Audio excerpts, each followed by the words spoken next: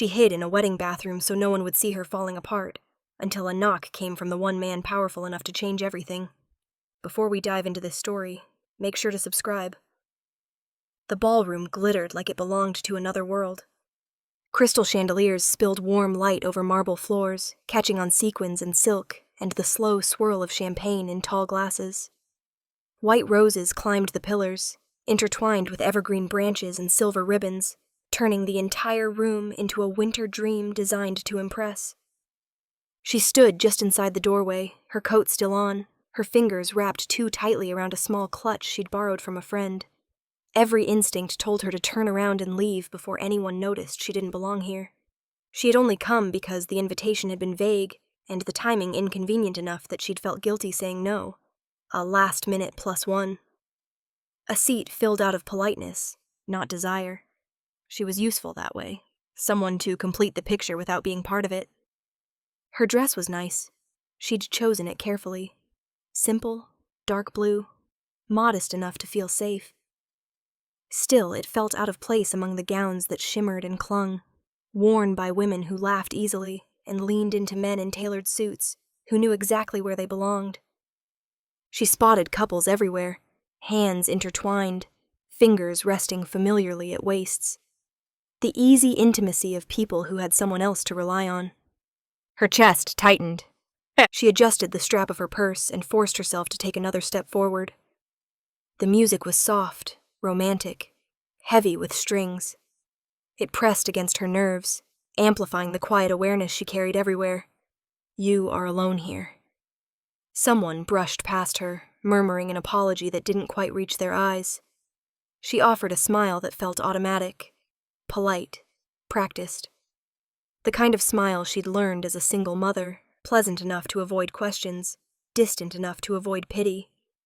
She scanned the room, looking for her friend, but all she saw were strangers. Beautiful strangers. Confident strangers. People who didn't flinch when their phones buzzed, or glance at the door as if expecting someone to come looking for them. Her phone vibrated in her hand. She glanced down instinctively. A photo filled the screen. Her daughter, curled up asleep with her favorite stuffed rabbit tucked under her chin, lashes dark against flushed cheeks. The babysitter had sent it with a single message. All good. She finally fell asleep. Relief washed through her, quickly followed by guilt. She locked the phone and slipped it back into her purse, her throat tightening. She shouldn't be here. Not when part of her was always elsewhere. Not when she couldn't fully give herself to moments like this. Beautiful ceremony, wasn't it? A woman beside her said casually. She turned, startled, and nodded. Yes, very. The woman smiled and leaned closer. And how do you know the bride? Her mind went blank. Oh, through a friend, she said. The answer vague, because the truth was more complicated and less impressive. The woman nodded, already losing interest as her gaze drifted back to her partner.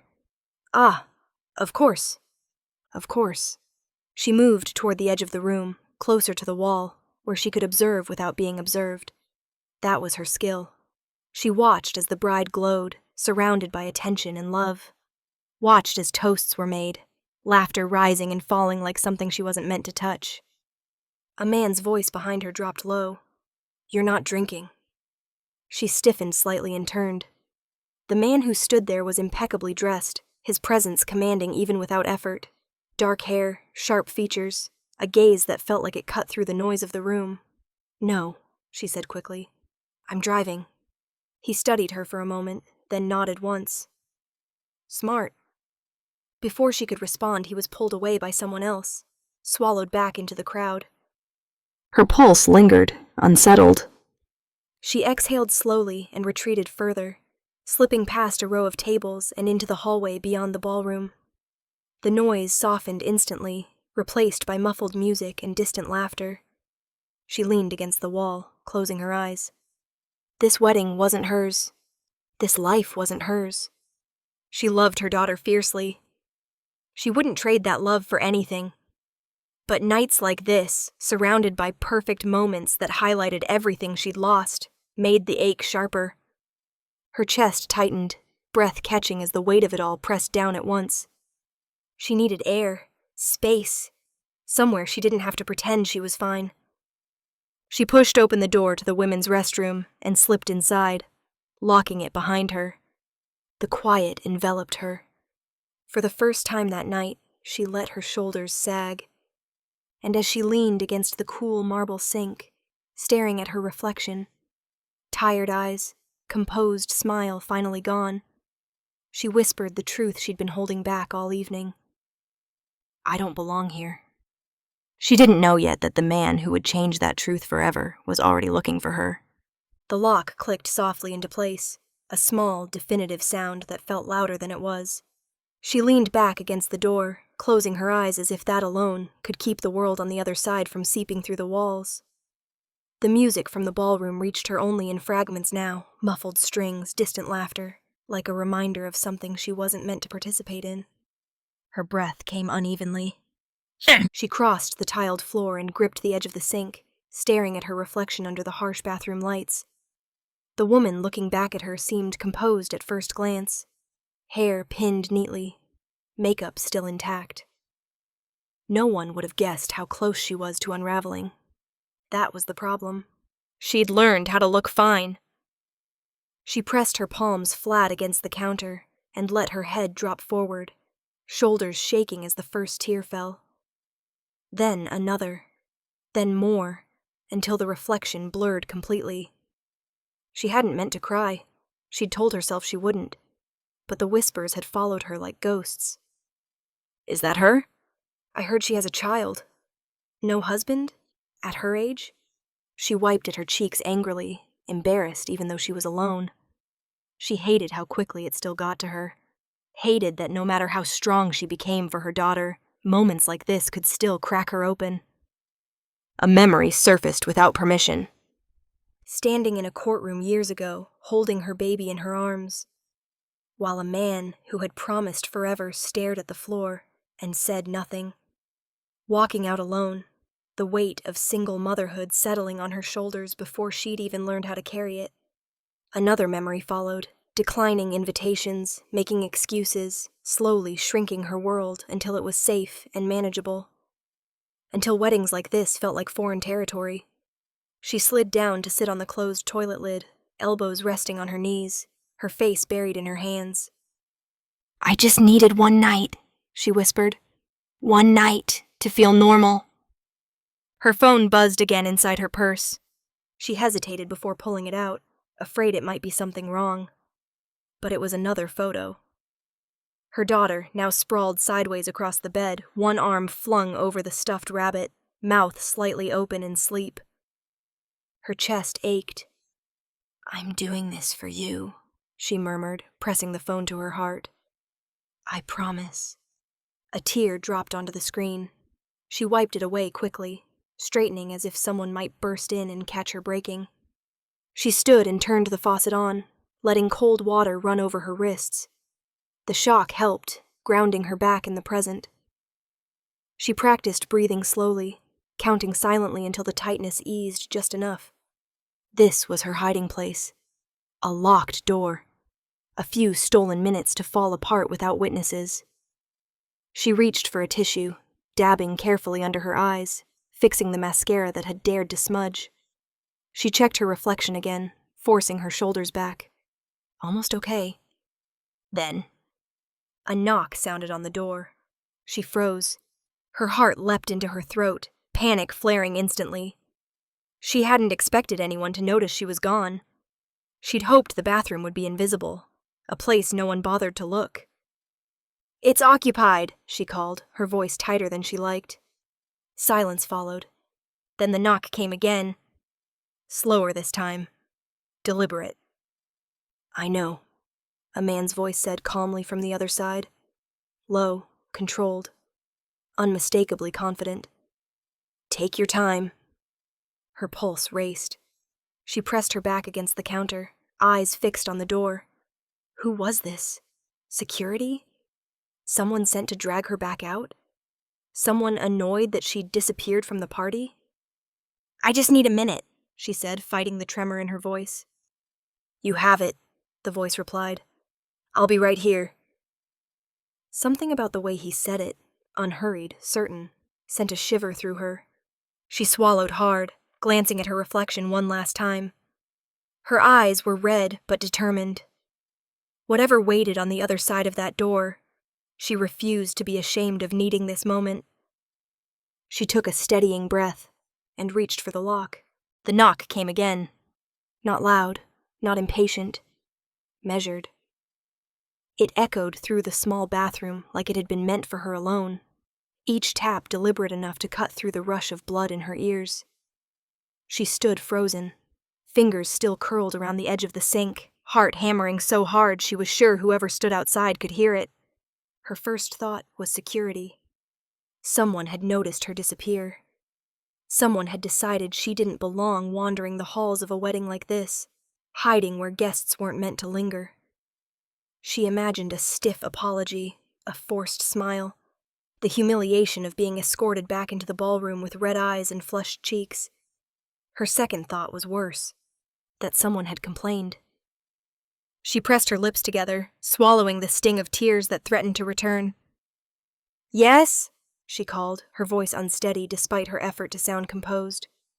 Silence followed for a beat. Then the voice came again, low, even, unmistakably calm. "Open the door." It wasn't a command shouted or softened into politeness. It was a statement, as if opening the door was already expected, already decided. Her breath caught. I just need a minute," she said, backing toward the mirror, suddenly acutely aware of how small the room felt. "I'll be out soon." "You're not in trouble," the voice replied. That stopped her. Trouble had been her assumption. Judgment. Consequences. People always wanted something when they found her hiding. She stared at the door, pulse racing. "Who is this?" Another pause. She imagined him standing there, unbothered by the delay, patient in a way that didn't feel forced. "Someone who noticed you left," he said, "and didn't think you should have to come back alone." Her throat tightened. The bathroom felt unbearably quiet now. She could hear the faint hum of the lights, the distant music seeping through the walls. Somewhere beyond the door the wedding continued. Laughter, clinking glasses. A world she had stepped out of because it felt too heavy to carry. "I don't think that's appropriate," she said weakly. A hint of something like amusement colored his voice. Not mocking, just knowing. "I think what's appropriate is letting you breathe." Her hand trembled as she reached for the lock, then stopped. "What if I don't open it?" she asked. "Then I'll stay right here," he said. "Until you do." The certainty in his tone sent a shiver down her spine. She exhaled slowly, closing her eyes for a brief moment. She was tired of hiding, tired of being embarrassed by her own emotions, tired of shrinking to fit rooms she'd never been meant to disappear inside. She stepped forward and turned the lock. The door opened a few inches. He stood just beyond it, filling the hallway without crowding it. Tall, broad-shouldered, dressed in a dark suit that looked effortlessly tailored, like it had been made for him and no one else.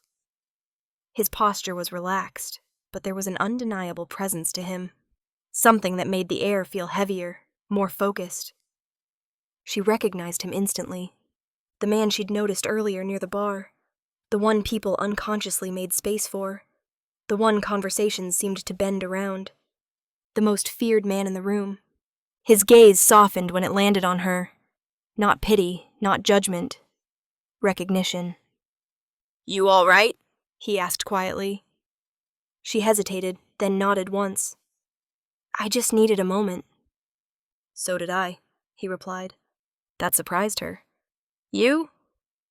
"Yes."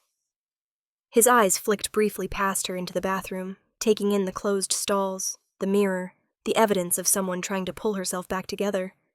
Then he looked at her again. "This wedding is loud." She almost laughed. Almost. A woman's voice echoed faintly down the hall behind him, someone calling his name. He didn't turn. "Come with me," he said instead, offering his arm. The gesture stunned her. I can't," she said instinctively. "I don't want to cause a scene." You won't, he replied calmly. You'll stop being one. Her heart raced. People are watching. They always are, he said. Let them. She looked at his arm, steady, unyielding, then back up at his face. There was no pressure in his expression, no demand, just an open invitation that somehow felt safer than staying hidden. I don't even know you, she whispered. He held her gaze. I know. And you're still doing this? Yes. She searched his eyes for arrogance, found none. What she saw instead was intention, purpose. You don't belong in that bathroom, he said quietly. You belong where no one can make you feel small. Her chest tightened. Against every instinct she'd built to survive, she reached out. Her fingers rested lightly on his sleeve. The contact grounded her instantly. He nodded once, as if that was all the answer he needed, and gently guided her out of the bathroom and into the hallway. Behind them, the door closed softly. Ahead of them, the noise of the wedding swelled again. This time she wasn't walking back alone, and everyone would notice. He didn't rush her. That was the first thing she noticed as they stepped fully into the hallway. He adjusted his pace to hers without comment, his arm steady beneath her hand, his presence calm enough that her racing pulse began to slow despite itself. There was no interrogation, no curious glance meant to dissect her vulnerability. He didn't ask why she'd been crying.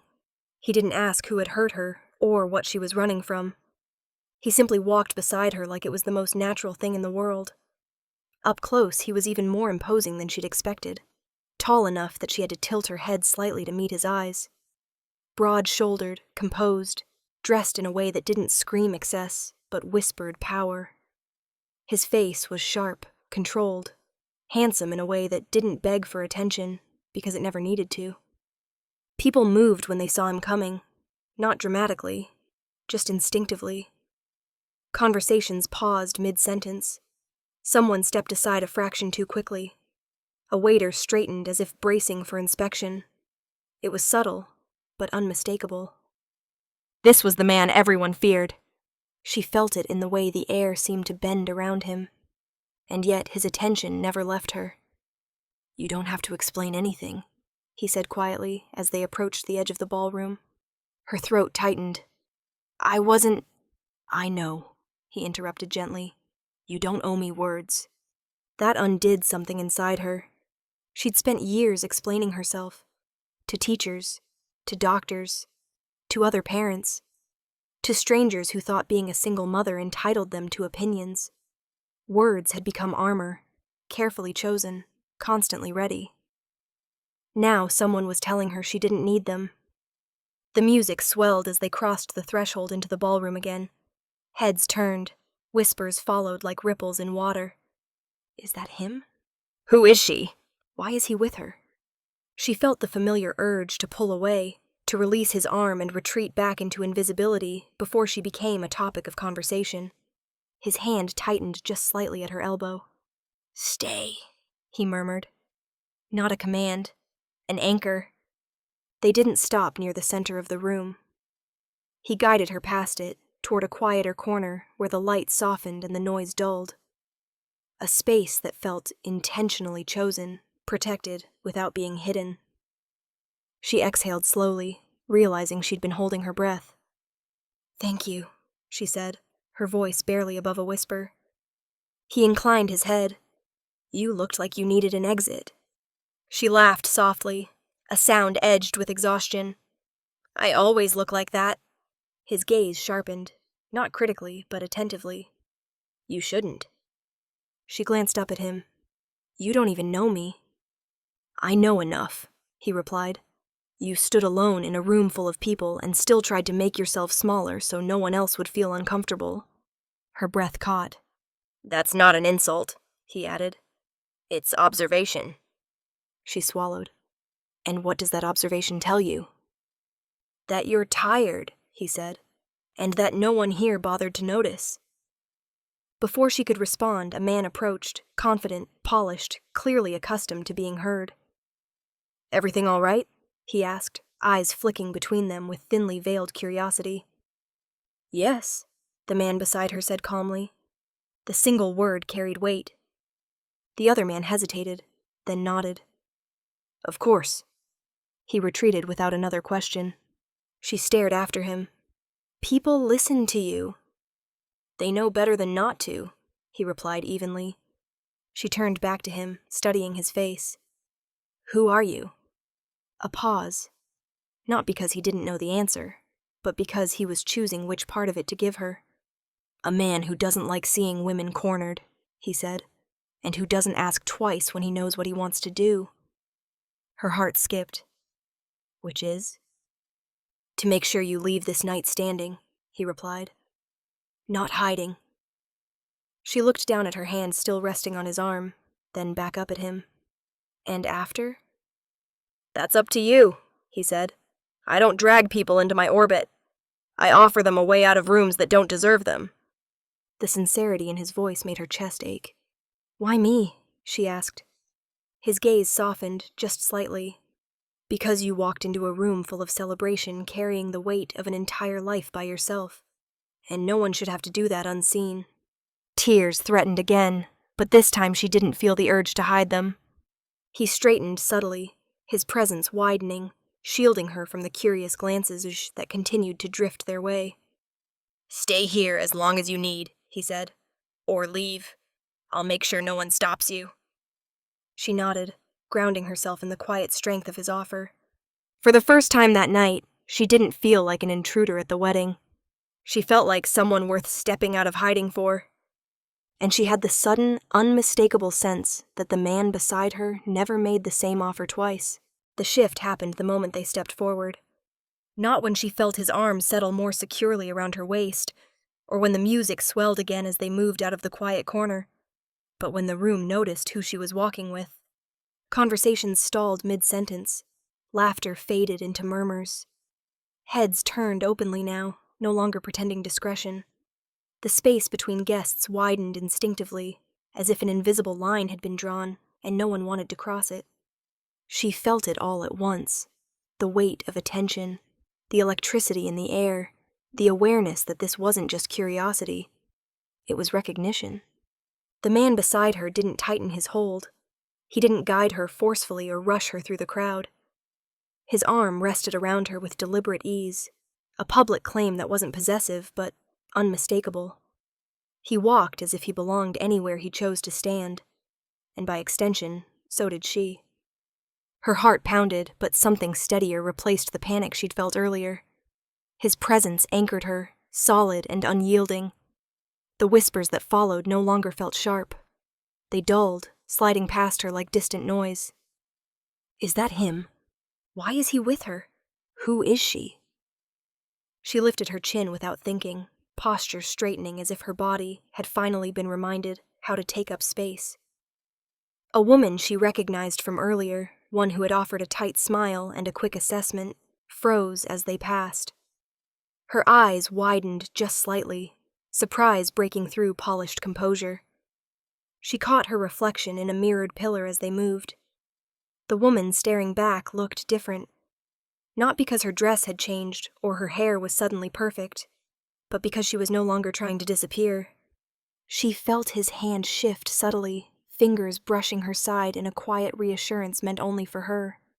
You're doing fine, he murmured. She nodded, breath steadying. They reached the center of the ballroom, directly beneath the chandeliers, the most visible place in the room. He didn't slow. He didn't hesitate. He stopped there. With her. The effect was immediate. A man near the bar lowered his glass, eyes narrowing in disbelief. A couple near the dance floor fell silent, hands still linked but forgotten. Even the bride, glowing, radiant, glanced over, confusion flickering across her face before something like understanding took its place.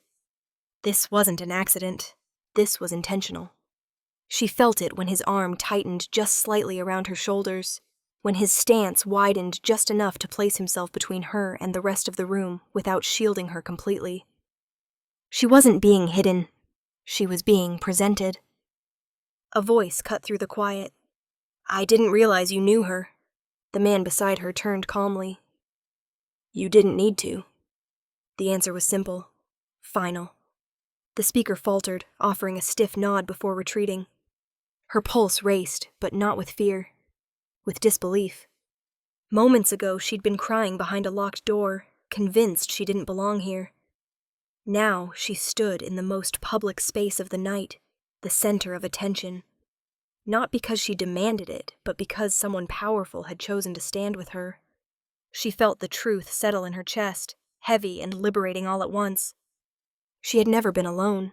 She had just been unseen. His gaze dropped to her, softer now. "You don't have to stay," he said quietly. "We can leave whenever you want." She shook her head slowly. "Not yet." A corner of his mouth lifted, the barest hint of approval crossing his face. Music resumed hesitantly, the string quartet picking up where they'd faltered. People began to move again, though nothing returned to how it had been before. The room had recalibrated around them. She noticed how eyes flicked to his hand at her waist, how questions died unspoken on lips that suddenly knew better than to ask. The message was clear. She mattered. She always had. And as she stood there, no longer shrinking, no longer hiding, she felt something inside her begin to shift. A realization she hadn't allowed herself before. Being alone hadn't been her failure. It had been circumstance. And circumstances could change. With his arms still around her, she took a slow breath and let herself exist fully in the room. Seen, protected, undeniable. For the first time in a long time, she didn't feel like a guest. She felt like someone who belonged. And everyone else finally understood it too. They didn't stay in the center of the room for long. Not because she couldn't handle it, but because he chose not to make her endure more than necessary. After a few measured minutes, long enough for the message to land, long enough for the room to adjust, he guided her away from the crowd and toward a quieter terrace, overlooking the snow-dusted gardens outside. Cold air brushed her cheeks as the doors closed behind them, the noise of the wedding dimming to a distant hum. White lights twined along the railing, casting soft reflections over frost-kissed stone. The night felt still, suspended, like it was holding space for what needed to be said. She leaned against the railing, exhaling slowly. That was a lot. "Yes," he agreed. "Which is why we're here." She glanced at him, curiosity sharpening. "You didn't have to do that." "I know." "Then why did you?" she asked. He didn't answer immediately. He rested his hands on the railing beside hers, not touching, but close enough that she felt his warmth through the winter air. "I noticed you when you arrived," he said finally. Her brows knit together. "I tried not to be noticed." "You were," he replied calmly. "Not because you were loud. Because you weren't." She turned toward him, surprised. "You stood near the door," he continued. "You watched the room like someone used to calculating exits. You smiled when spoken to, but you never lingered. You were present without taking space." Her throat tightened. "That doesn't sound like a compliment." "It is," he said. "It tells me you know how to survive." She swallowed. "A lot of people know how to survive." "Not like you do," he replied. "You carry responsibility the way some people carry weapons." The words settled into her chest, heavy and unsettling. "I saw you check your phone," he went on. "Not casually, purposefully. Like whatever was on the screen mattered more than everything in that room." She looked down at her hands. "My daughter." "I know," he said.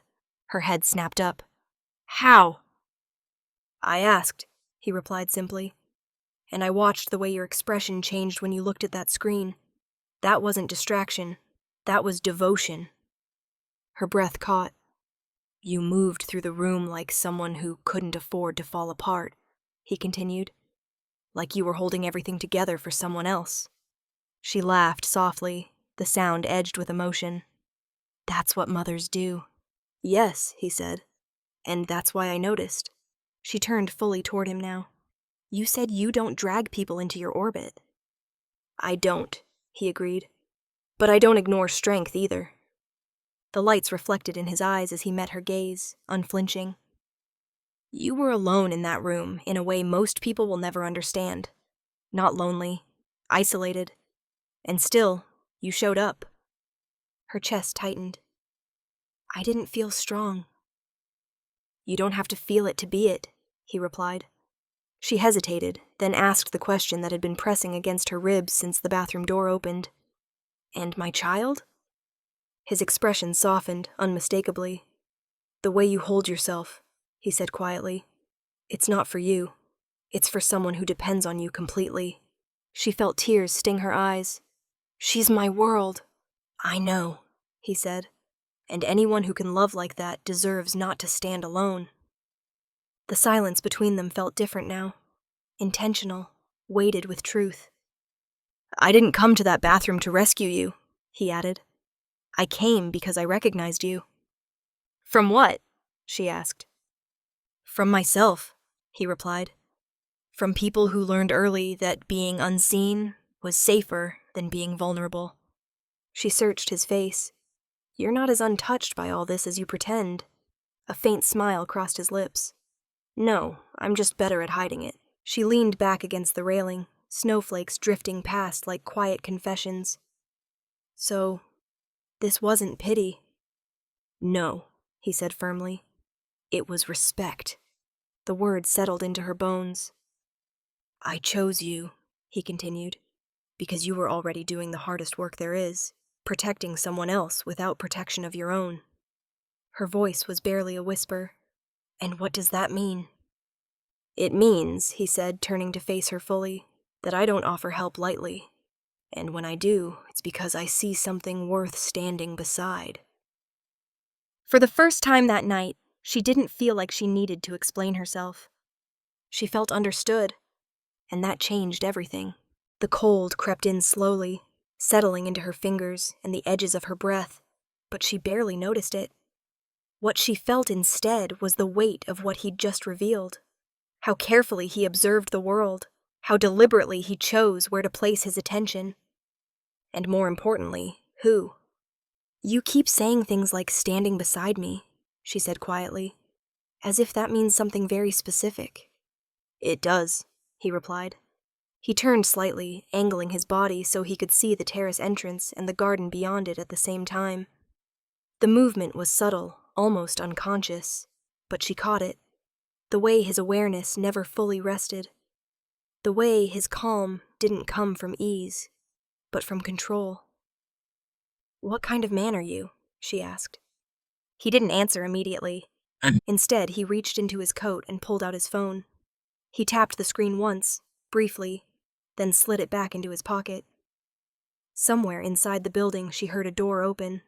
Footsteps shifted. Voices lowered. You're safe here, he said. But I don't like pretending safety is automatic. Her stomach tightened.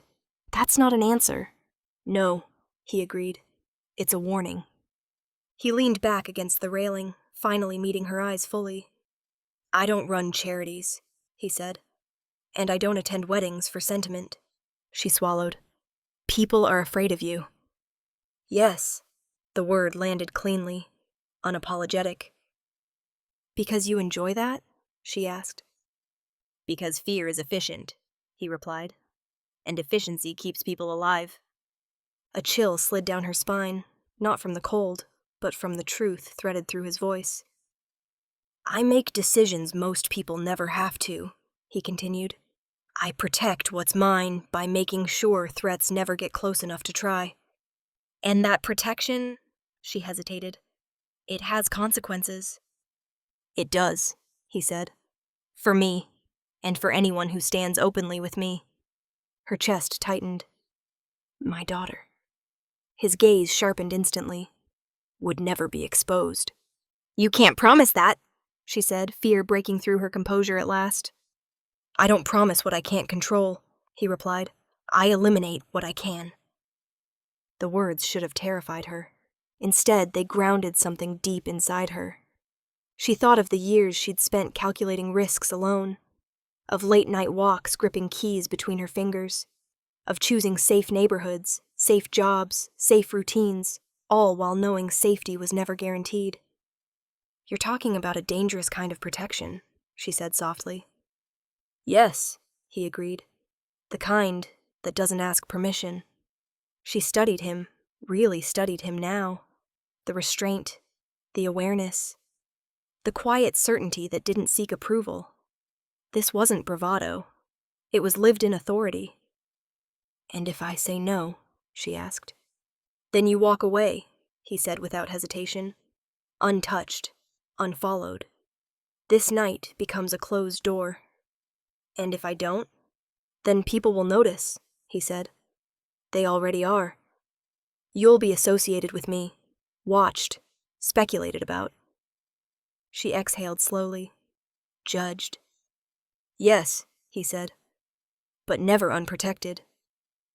Snow drifted down more heavily now, catching in her hair and on the shoulders of his coat. The lights reflected softly around them, turning the terrace into something unreal, beautiful and dangerous all at once. I don't offer this lightly, he said, and I don't offer it twice. She looked down at her hands, then back up at him. You're asking me to trust you with my life. With your visibility, he corrected. Your life? You've already been managing alone. That hit harder than she expected. She thought of her daughter again, of the world she was trying to navigate for both of them, of how exhausting it was to always be the only shield. And you? She asked. What do you risk? He met her gaze steadily. Everything. The honesty in that answer left no room for illusion. Standing beside him wasn't a fairy tale. It was a choice, with teeth.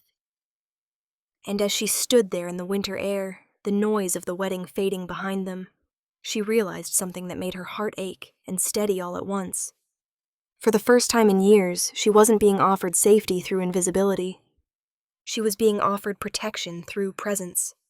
Dangerous, public, unyielding. And the decision was hers. The terrace felt smaller after that. Not because of the walls or the cold, but because the truth he'd laid between them demanded space she didn't know how to make yet. Snow drifted down in slow, deliberate spirals, settling into the silence that followed his last words. You said this was my choice, she said quietly. It is, he replied, which is why I'm going to be very clear. He turned toward her fully now, no longer scanning exits or the grounds below. Whatever he was about to say mattered enough that he gave it his complete attention. I'm not offering charity, he said, and I'm not offering romance dressed up as rescue. Her jaw tightened. Good. A faint hint of approval crossed his face. I'm offering structure. She frowned slightly. Structure? A role, he clarified. One that exists whether I'm in the room or not. The word role settled heavily in her chest. I have properties, he continued.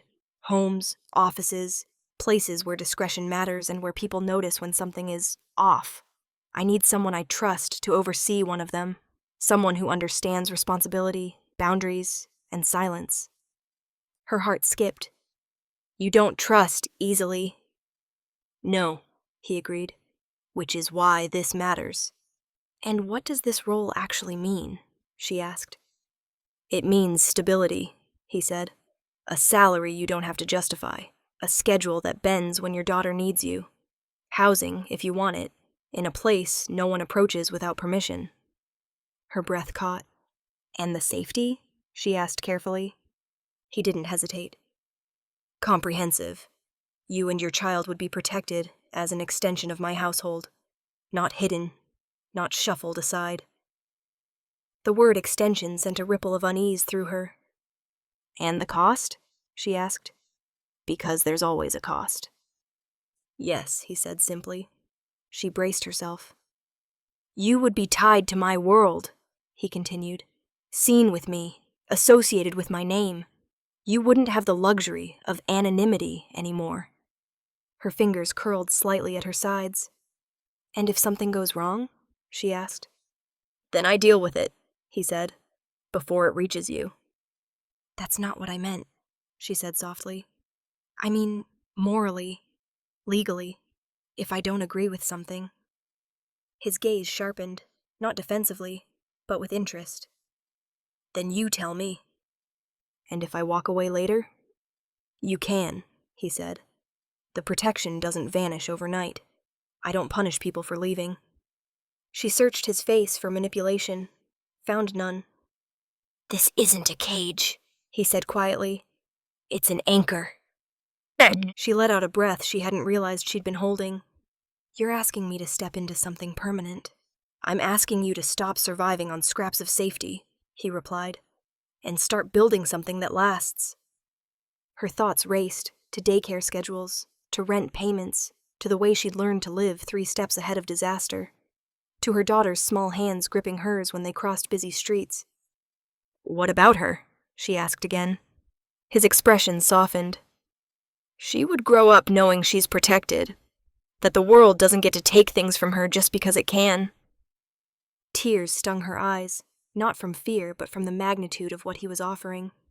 And what do you get? She asked. He didn't look away. Loyalty, honesty. Someone who sees what this life costs and chooses to stand anyway. She laughed softly, shaking her head. You make it sound almost reasonable. It is, he said, for the right person. Snow gathered at their feet, the terrace lights glowing softly around them. She looked at him, the danger, the steadiness, the impossible certainty, and felt the weight of the choice press down on her chest. This wasn't escape. It was entry. I need time, she said. You have it, he replied, but not forever. She nodded slowly. As they stood there, the wedding music swelled faintly behind them, unaware that everything had just shifted. Because this offer didn't just change her night. It changed the shape of her future.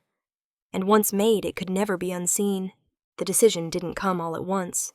It arrived in fragments, in the quiet spaces between thoughts, in the weight of the terrace air pressing against her lungs as she stared out at the snow-covered gardens below.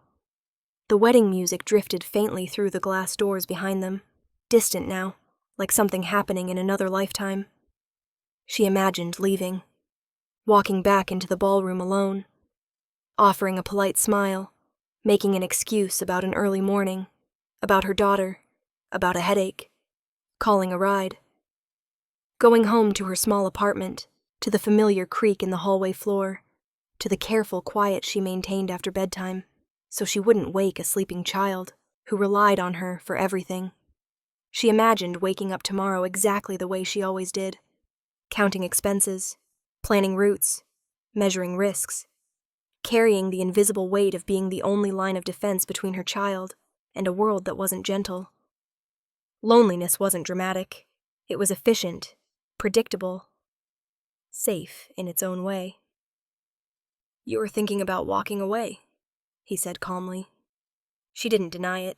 I'm thinking about what I lose if I don't. And what you lose if you do, he replied. She turned toward him, arms wrapping around herself.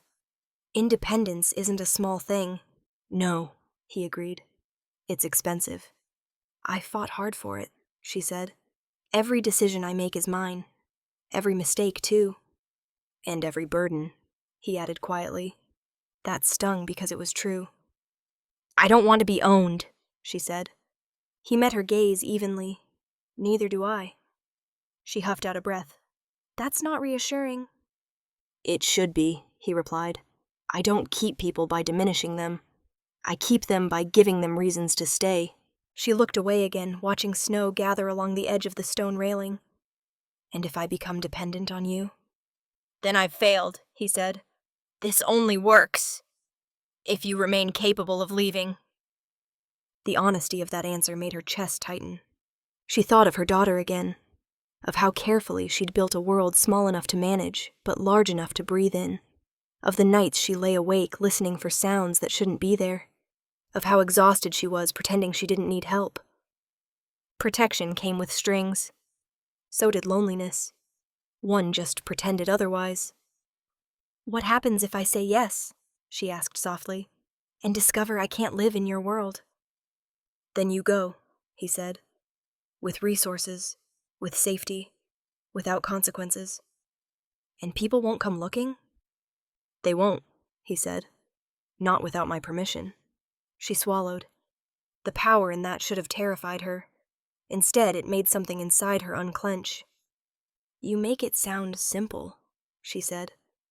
"It's not," he replied. "It's just clear."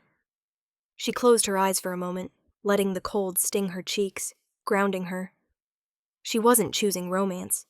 She wasn't choosing rescue. She was choosing between two kinds of risk. One familiar and lonely. The other dangerous, but shared. She opened her eyes and looked at him again. "If I step into this," she said, "I don't disappear into your shadow." "You don't," he said immediately. "You stand beside me, or not at all." "And my daughter?" she pressed. "Yeah." "She grows up knowing her mother didn't choose safety by shrinking," he said. "She chose it by standing." Her breath caught. That did it. Not the money, not the protection, not the power. That. She straightened slowly, feeling something settle in her spine. Not fear, not certainty, but resolve. "I won't promise forever," she said. "I wouldn't accept it," he replied. "I won't be quiet if I disagree. I expect you not to be." "And I won't stop being myself," she finished. A faint smile touched his mouth. That's the point. Silence stretched between them, filled not with tension, but possibility. She took a breath. "Then I'm not going back to the life where I do everything alone," she said. "Not tonight." He nodded once, as if he'd known this was coming, but respected the weight of it anyway.